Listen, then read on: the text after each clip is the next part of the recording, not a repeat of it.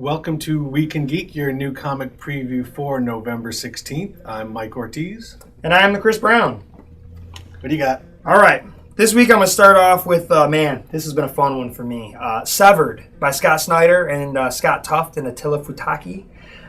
Just a great story of, this early turn of the century kind of story with a young kid who's trying to strike out on his own, runs away from home, trying to find his dad. And there are monsters lurking. There are monsters lurking on the plains. And that last issue was creepy. Our monster has introduced himself to our main character and his friend and, kind of almost playing with them a little bit. And we already do know that at some point our hero loses his arm because he's telling this story as an old man, a one-armed old man. And so we know something happens to him, but I would almost... And the name of the book is Severed. But I'm not entirely positive that the monster eats the arm. Yeah. I think that would be awesome is if we found out later, he's like, oh, no, I got it chopped off in a hay. Yeah, but he's dealing with this monster. Maybe Right. something else happens. But just great stuff. There's slowly a little reveal with the monster coming through the cover. Great art and great covers. Yeah, it's been fantastic. So I'm really excited about that. Then we've got... Tony Maiello, when he was on with us, this was one of his picks, and I was on assignment. When you were out, yep, indeed. So Xenoholics #2. I read this one and I liked it. It was kind of fun. I like the art. The art's kind of cartoony and a little goofy, and it's all about alien abduction and these people they're addicted to the idea of alien abduction. And the last issue ends with a giant crop circle in the middle of like a downtown area. Not crops at all. Like a concrete circle. Nice. Yeah, and everyone, oh my God, what's going on? So I'm curious to see what's going on because there's fun stuff there. Then we've got Walking Dead 91. Last issue ended kind of interesting. Spoiler alert if you haven't read it, but that was like almost a month ago, so get on it. But something happens with Andrea and Rick. So you're like, oh my goodness, well, what's going on? Well, let's eager to see what happens. Well, let me tell you, this is the first issue of the new story arc. So it reads like the first issue of a new story arc. It was a little slow for me. I love Walking Dead. Obviously, I like the characterization and where things go, and you have these, strong character moments. But not much happens this week, other than character moments. So that's why it was, differently placed in the stack than it usually is. But I really enjoy that book, and we're getting into a new story arc, and let's see where we get. Then we've got issue #2 of Incredible Hulk. I liked the first issue. I don't know that I love the fact that the Hulk and Banner are separated and Banner is the lunatic. Yeah. But it's something they haven't done yet. Whatever. I still haven't bought it. The art's nice. Oh, yeah. The art looks great. Mark Silvestri doing Hulk. All right, I'm in. Man, She-Hulk looks kind of scary, actually. Yeah, not really sexy so much. And like a scary wrestling chick who will hurt you. For Big real muscle kind chicks of way. are not always hot. Sometimes. So, then Avengers 19. Trying to remember what went on in the last one. I think that was just kind of aftermath. I'm sure there were. Or that was the end of Fear Itself. So we're probably getting into some aftermath here. I'm reading all of these Avengers titles, so they sort of run together for me. Whatever it was, I'm sure it was people looking at the camera and talking. Maybe not. I don't know. Well, this looks like we're going to get some more of that. Some stuff's going on with Osborn, and Osborn was building his team. The art looks great. I really enjoy that. Daniel Acuna? Yeah, yep. Yeah, great stuff. Then following off of Avengers Origins, Luke Cage. I'm just a sucker for Luke Cage. Yeah. I didn't read Ant-Man and Wasp Origin. This has got you written all over it. Absolutely. Who's writing that? Adam Glass and Mike Benson. Basically, it's a whole creative team that I'm not familiar with. But the artwork looks good. It's Luke Cage. Oh my God, it's Silver Tiara Luke Cage with a chain belt and a silk shirt. Yeah. Oh, yeah. Well, it looks like they're jumping around. But Silver Tiara, Sweet Christmas. I'm in. All it needs is a monkey. Oh, jeez. Oh, then I would be all over that. Maybe he fights Hitmonkey. Then, speaking of monkeys... I saw it was next in your stack. Planet of the Apes #8. This has been good. This is... the last story arc, I think, only went 4 issues. So I'm not sure if they're wrapping this one up where basically the war was on. Yeah, looks like this is next is part 1 of a new story arc. Kind of like that they're doing 4-issue story arcs. Just kind of they're not dragging them out, making them linger. I missed the 4-issue long story. The 6-issue for the more expensive trade sometimes is a little padded. Well, back when I was young, 4 issues is what you got. Well, and then you get 3 stories a year that way. Yeah. And sometimes it wasn't even a 4-issue story arc. You get a 2 or a 1, but this Planet of the Apes has been really good. Obviously, it's monkeys. I'm loving it. I'm now hooked also on that Betrayal of the Planet of the Apes because it's got young Zaius. Yeah. So I'm in on these, these books here. Boom's doing a great job. Then we've got Sergio Aragone's Funnies, number 5. Is this an ongoing or a limited? I'm beginning to think it's an ongoing. At first, I thought it was going to be a 4-issue deal, but he's going to do an ongoing and constantly do just fun. It's basically like Mad Magazine with all the other stuff taken out and just the Sergio.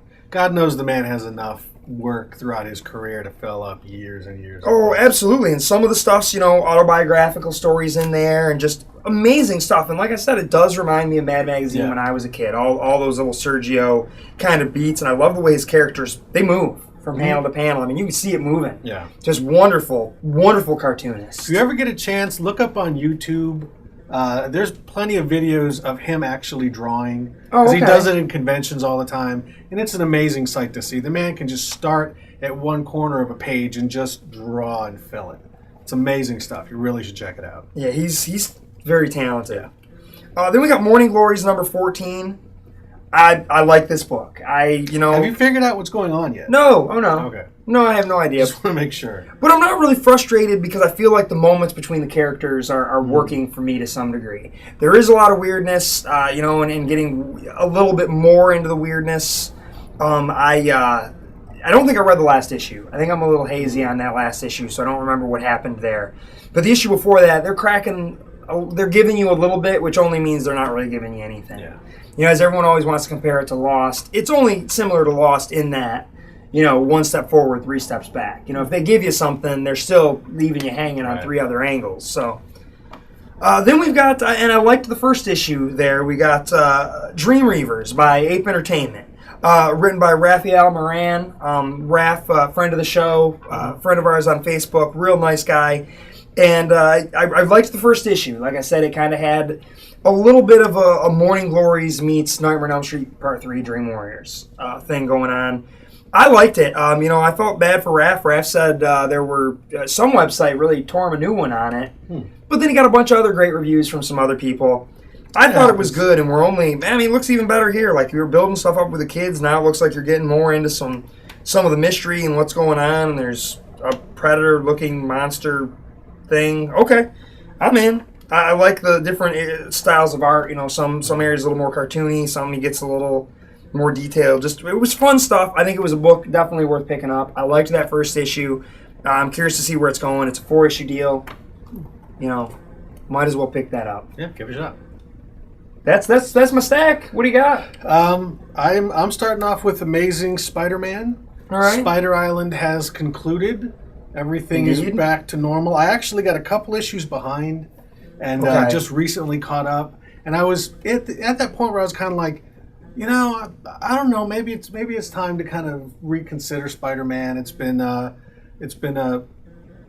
started off good, but I kind of got tired of some things. And of course, by the end of Spider Island, I'm like, ooh, I got to find out what happens because some stuff happened in Spider Island.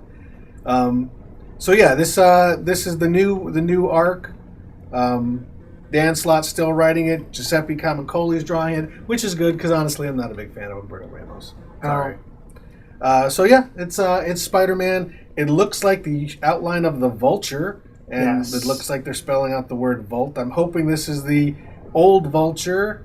Not the red mobster guy who's dealing with the Punisher. It looks like it's not, nor is it the red guy. I won't spoil it. Next up, Captain America number 4. I've been enjoying this book a lot. The Steve Rogers, Steve McNiven's fantastic artist. Brew Baker's writing some interesting stuff. Still a little bit more of the classic superhero than the kind of espionage vibe that he had for a while. And the cover's got Captain America strapped to a bomb. How awesome is that? Yeah. Next up, Fear Itself 7.3. I loved 7.1.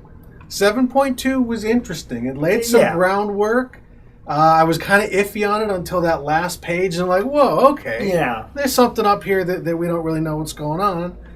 So it was a really good kind of introduction to what's coming in Thor. Sure. Now, I don't buy Captain America. Or not Captain America. I don't buy Iron Man normally. Me neither. So I'm sure this is a prelude to what's happening in going to happen in Iron Man. But you know what? I'll give it a shot. All right. It's Iron Man kind of squaring off against Odin. I always like me some Odin. Absolutely. So we'll see if this leads into something big, if it just ties up the loose ends. I don't know. I'll give it a shot just because I like the other two, although I'd probably be willing to bet that this is not going to be my favorite of the group. Now we get to some new 52. And the thing is, from here on out, I'm all DC. I'm a Marvel guy. I had 3 Marvels. The rest of my stack is all Yeah, I didn't get any DCs this week, did I? Yeah, I took them all. I didn't get any DCs, but you gave me Severed. So, all right. You got Severed. But I got my Snyder in Batman number 3. This been good. This has been a great book. Good. I love, we've sung the praises of Snyder Yes. tremendously, but I also want to sing the praises of Greg Capullo. He'd been on Spawn, a book that I had no interest in touching for a long time, but Right. I loved his work going back to X Factor, and he's a great artist. He translates to Batman very well. It's cartoony, but that doesn't really detract from the Right. story. I think Snyder has tailored it a little bit more superhero than kind of the noir feel that Jock and Francesco Francavilla had. But this is some interesting stuff. Gotham is not quite what it seems. Yes. Best way that I can describe it. Next up is Green Lantern Corps number 3. As always, I'm a big Green Lantern fan.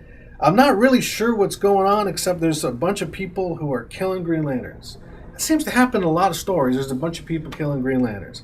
Fortunately, there's a lot of Green Lanterns. See the new Green Lantern cartoon? Yeah? It's about Red Lanterns killing Green Lanterns. Yes. So that's pretty much it. Now we got new people killing Green Lanterns. You know, it might suck to be a Green Lantern. Kinda. I mean, you get the sweet-ass ring, but there's a lot of people who want you dead. You know, it's like, okay, you know what? I'm not going to be Green Lantern anymore. Hey, do you want to play Superman in an upcoming project? I'll just be a Green Lantern. But as always, this book is the Jon Stewart, Guy Gardner book, Peter Tomasi writing it. It's always been a good, solid second fiddle to the main book. I thought Sure. at times it was better than the main book. Now that the main book's kind of gotten a The new main book's creative been good. lease, this has sort of dropped it back down again, but I still like the book. Next up, Red Hood and the Outlaws. I read the first issue. I liked it. Yeah. I haven't read the second issue yet, but I'm still giving it a shot. I kind of like the premise. I like the Red Hood character. Yeah. I think it's an interesting combination. You got like the 2 outlaw guys and the outlaw chick. I mean, it's like an old 70s movie, but with capes Yes. and superheroes. And I really do like the artwork by, Kenneth Rocafort. Really good stuff. I liked it in spite of the handful of things I didn't like about it. Yeah. But I still like there was enough in there that I enjoyed that's going to keep me reading it for now. This is one of those new The art 50, is really nice. Yeah, one of the new 52 books where it's like, I don't know if this is a book that I'll commit to, but I still want to at least finish it before I finish the story, Sure. see where it's taking me before I decide. So it's good for that. Next up is Nightwing. I've been enjoying this book a lot. I hear it's good. Part of it's because I really like Eddie Barrows, the art a lot. I do like Dick Grayson. He's always been a good character. I've never been a big Nightwing fan necessarily, but I've been giving it a shot. It's got ties to his circus origins, which is kind of interesting. I really enjoyed Dick Grayson as Batman, and I'm enjoying him back as Nightwing again too. Next up, what's probably the biggest gun of the week, Justice League number 3. This is apparently the introduction of Wonder Woman to the team. Oh, cool. At least she's on fight too. She's on the cover. Recently, they have unveiled Jim Lee's designs for the new Darkseid, who I guess is appearing in the next issue. Oh, cool. So this one has got badass Aquaman with some mutton chops at the end, it looks like. But yeah, this is they're putting the band together. This is the formation of the Justice League. Every issue looks like we get 2 more people, and somewhere at the end they team up and fight Darkseid. That sounds like a Justice League comic to me. I'm fine with that. Jim Lee. Somebody's punching Darkseid. That's there's good. a little kind of dark side there too. Ooh, that looks cool. Jim Lee is one of the best. Absolutely. Some people may hate him, but I don't. I think it's He's so one of the fantastic.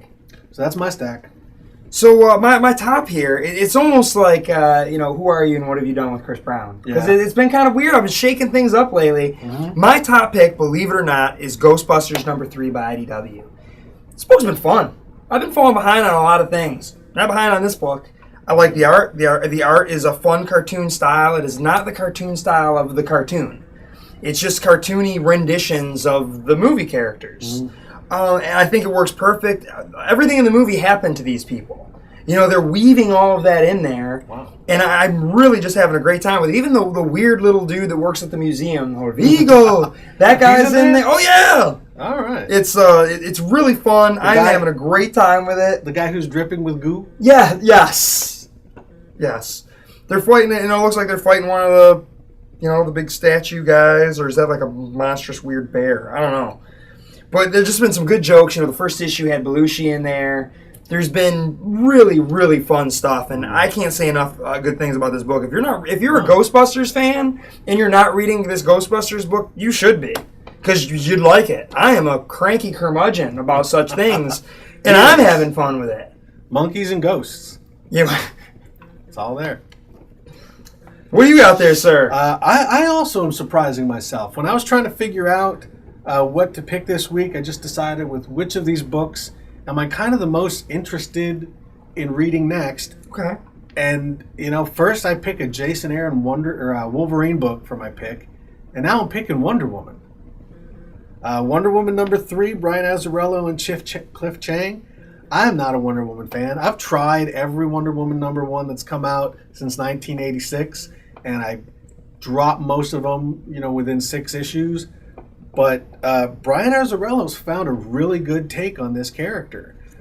This is a very strong, powerful character, very deeply tied in with the mythology. I know there's been some controversy because this issue we find out some changes to her origin. But instead of being like a reboot type origin where they just go, pretend all that other stuff doesn't happen, they kind of have woven it in. So Wonder Woman finds out that the origin that we have thought has been her origin for so long may not exactly be the truth.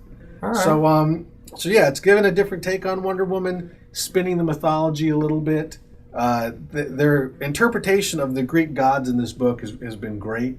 I mean, they've kind of gotten rid of the sort of Clash of the Titans type Greek gods and modernized them the way a lot of books have.